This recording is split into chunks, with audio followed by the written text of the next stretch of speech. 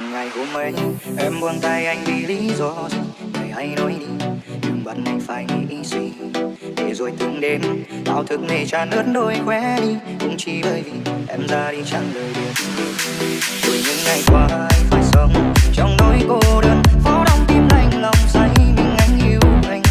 Giờ em nơi đâu, xin anh trả lời một lần anh đi, lý do ai ta kết thúc là tại sao?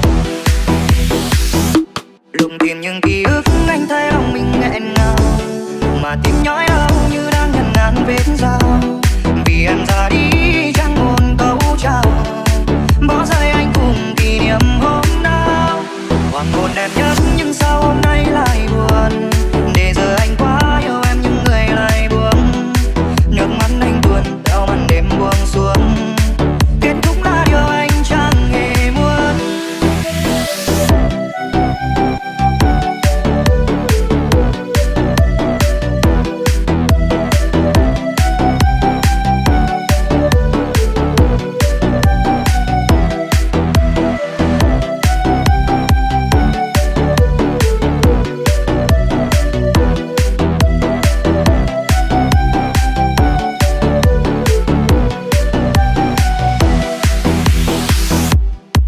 Rồi những ngày qua anh phải sống trong nỗi cô đơn, phố đông tim lạnh lòng say mình anh yêu anh.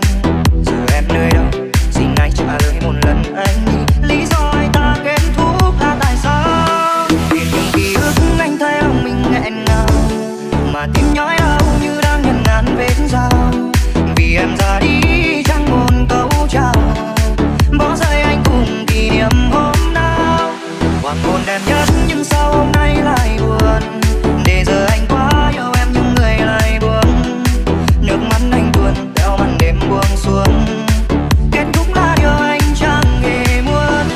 Để những ký ức anh thấy lòng mình nghẹn ngào, mà tim nhói đau như đang ngần ngàn vết dao.